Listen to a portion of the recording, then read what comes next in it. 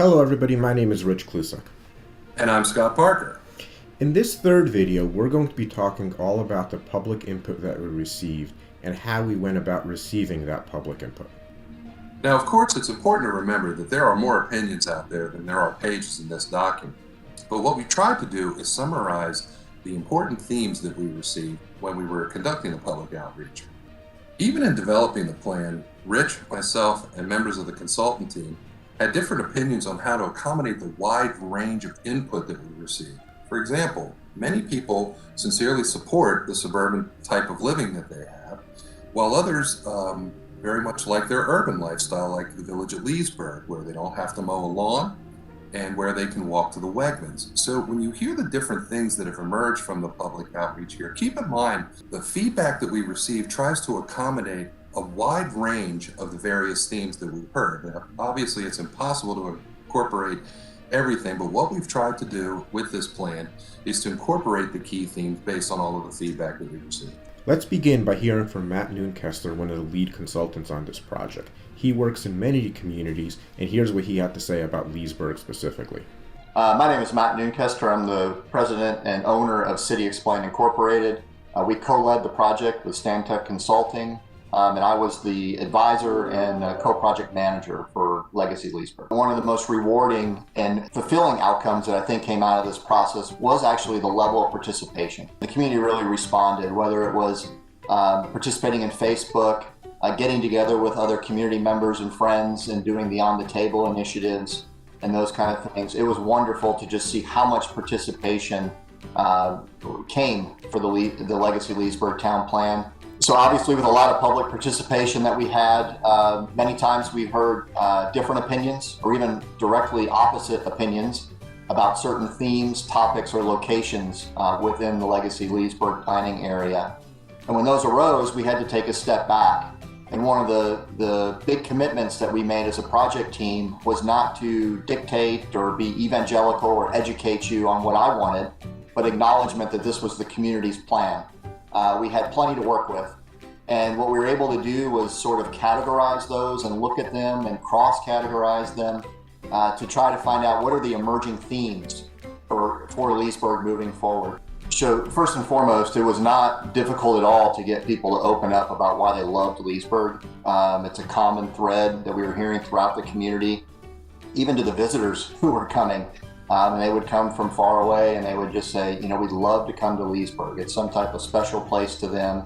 And for those who had the chance to actually live there and be there every day is really something to be cherished. The character was by far the most important aspect that we could find over and over. It was the theme that kept reinforcing all of the more specific details and things that we had heard. We felt that character just had to be defined, it had to be protected, and had to be planned for into the future. So at this point, I'd like to take a step back and talk about some of the ways we collected public input. First of all, we had a project website that was maintained throughout the entire project. We also did a number of stakeholder interviews with developers to advocacy groups, etc. We had a focus group. They really helped connect us to the community, gave us some ideas, told us a little bit more about what the community was thinking. We had a community workshop. That was probably one of the biggest things that we did, and we'll talk a little bit more about that later. We also had a series of survey questions that essentially replicated the activities from the community workshop so that people who weren't able to come could still participate. We did the on-the-table exercises. We talked a little bit about that before. We had an advocacy group conduct door-to-door interviews, and they shared some of the feedback that they had with us. We also had a 5-day-long charrette. This was really an opportunity for members of the community, people very close to the project, and the project team to really dive in and start working through some of the issues. We reviewed Facebook comments that we received regarding a number of questions, and we did person-on-the-street interviews where we actually stopped people in the street and asked questions about what they thought the most important issues were facing Leesburg. But one of the most important events by far was the Community Ideas Exchange Workshop. During that event, we had a number of activities, including a game where people could use Legos to go over the different types of development they'd like to see, where they'd like to see it, or even if they wanted to keep it as open space. We also had several activities where people were able to use green or red dots to identify images that they liked, showing different types of character areas. And we also used that dot activity to select some of the different types of open spaces or community amenities that people might like to see. We had a visual preference survey where people saw a series of 4 different images on their screen and chose the image that they thought best represented the character of Leesburg. And we asked people to print out a picture of one of their favorite places and talk about some of the qualities of that picture and how they could be translated into Leesburg as well. We had an activity where people used different colors of string to identify the mode of transportation that they wanted to use to get from one place to another. As you can see, many people wanted to be able to walk to restaurants as represented by the yellow strings, whereas shopping required more people to perhaps drive their car so that they can carry all the groceries that they might have, for example. We also simply gave people the opportunity to identify different traffic issues that they saw in the community. Another really great source of public input was the person on the street interviews that we had. We were in locations like downtown Leesburg, the Village at Leesburg, Ida Lee, and the Farmers Market, and we heard a lot of really great things from the public. Those interviews really gave us the opportunity to have a conversation with people. That's where we heard, perhaps more than anywhere else, that people really loved Leesburg, and that's also where we learned that people weren't really concerned about growth itself, but they were concerned about the impacts of growth.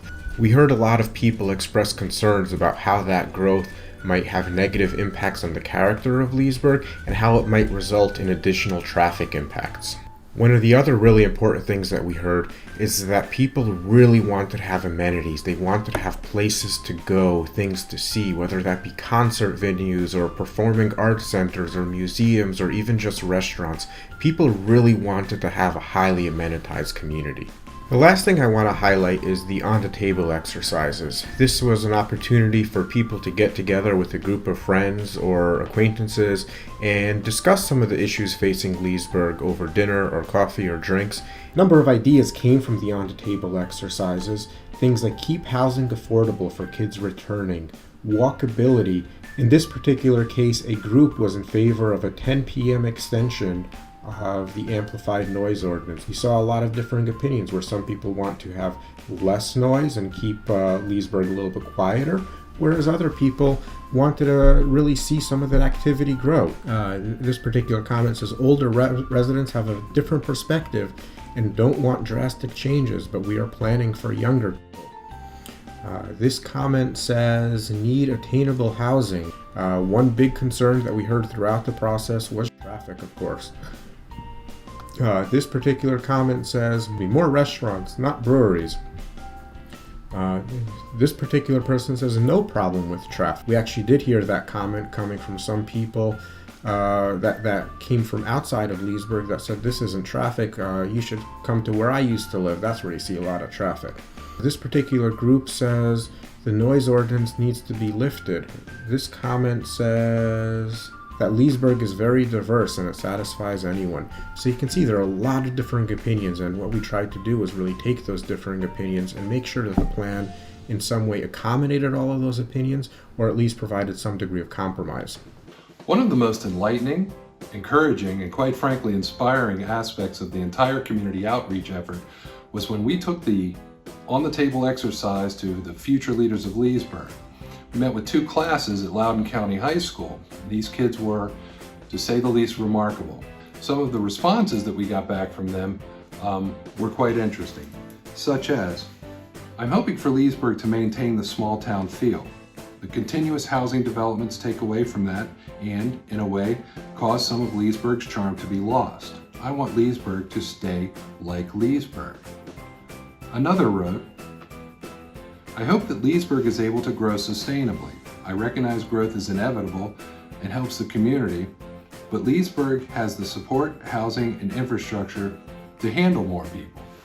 It shows that even within these students, there was a diversity of opinions and a diversity and a range of thoughts on Leesburg, but it was indeed encouraging, and to have that engagement of the kids was certainly inspiring. So we could talk for a lot more about the ways that we did public outreach, but I want to move on into talking a little bit about some of the very specific things that we heard. Obviously, we've talked a lot about town character, so one of our key themes is protecting town character. Another key theme is more job opportunities. This relates to a lot of people having comments about wishing that we had more offices and more job opportunities right here in Leesburg, so that I didn't have to commute into Fairfax County or even DC. Another key theme is more arts and culture. We heard a lot about art, we heard a lot about culture, Performing Arts Center, more places to see and do and experience Leesburg. Another key theme is more places to enjoy community. Things like the Flower and Garden Show, for example, but also even just more parks and things like fountains, places to play for children. A lot of people really expressed their desire to have more of these types of things. Another key theme is traffic. Of course, people are concerned about traffic. Everybody wishes that they can get to wherever they're going very quickly and that nobody would be in their way. Along those same lines, another key theme is moving people, not just cars. A lot of people felt that the town should really work more towards emphasizing pedestrian infrastructure as well as the public transportation system so that they can walk or bike or even take the bus to wherever they want to go. Another key theme is more walkable main streets and restaurants and shops. A lot of people really like this type of environment. We heard a lot about the village at Leesburg being a great place to go, and a lot about downtown Leesburg. Just having that walkable area where you could window shop, look into the shops, see people, and experience a little bit more culture. Another key theme is unmanaged growth will have negative consequences. This relates a lot to the whole concept of preserving town character. Again, a lot of people noted that they were not really concerned about growth itself, but that they were concerned that growth would be out of character with the town of Leesburg and that growth would have negative consequences like additional traffic, and that growth needed to be managed to avoid those types of impacts. Another key theme was the fiscal challenges of stagnant growth.